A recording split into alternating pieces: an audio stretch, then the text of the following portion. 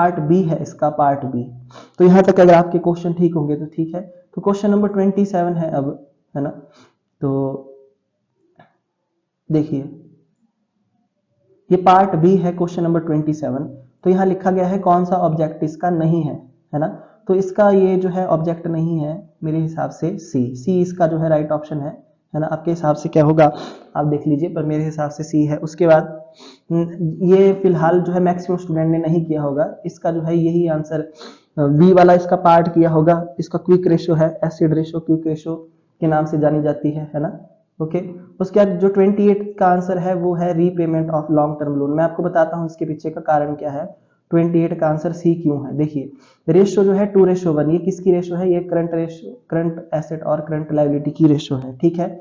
यहाँ बोल रहा है कि अगर लॉन्ग टर्म लोन को पे कर देंगे तो 7 लाख रुपए तो चले जाएंगे, यानी कि कैश तो चला जाएगा, बैंक तो चला जाएगा, पर करंट लायबिलिटी पे कोई फर्क नहीं पड़ेगा, वो एज इट इज रहेगी, ठीक है। तो करंट लायबिलिटी हमारी क्या रहेगी, एज इट इज रहेगी। ये तो लॉन्ग टर्म लायबिलिटी है, इसलिए ये रेशो डिक्रीज हो जाएगा और आपका आंसर सी आएगा, ठीक है। उसके बाद 29 है हमारे पास, देखिए क्वेश्चन नंबर 29। तो 29 का आंसर जो है यहाँ पे, यहाँ बोला गया है इशू ऑफ डिवेंचर जो है वो will result in cash inflow.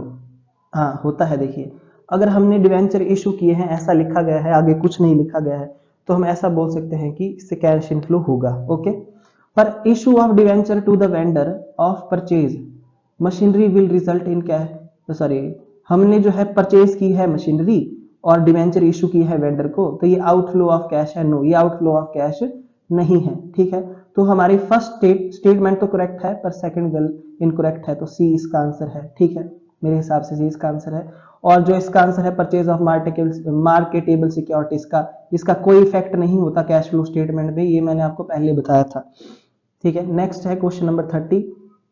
तो क्वेश्चन नंबर 30 में बोला गया है कि हमने 5 लाख रुपए जो है इस कंपनी को पे किया है, क्योंकि हमने इसके शेयर खरीदे हैं हमने, और रिसीव किया है डिविडेंड, है ना। ओके।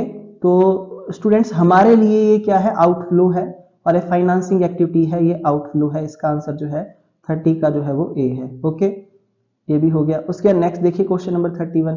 तो ये आपको मेजर हेड और सब हेड बताने हैं यहाँ पे, call in advance, mining right और लूज टूल का मैंने नंबर वाइज लिखा है, ठीक है। तो पहले का आंसर है कॉल इन एडवांस का करंट लायबिलिटी, सब हेड अदर करंट लायबिलिटी, फिर फिक्स्ड एसेट, फिर इंटेंजिबल एसेट, और लूज टूल करंट एसेट और इन्वेंट्रीज में ये आपका आ जाएगा, ठीक है।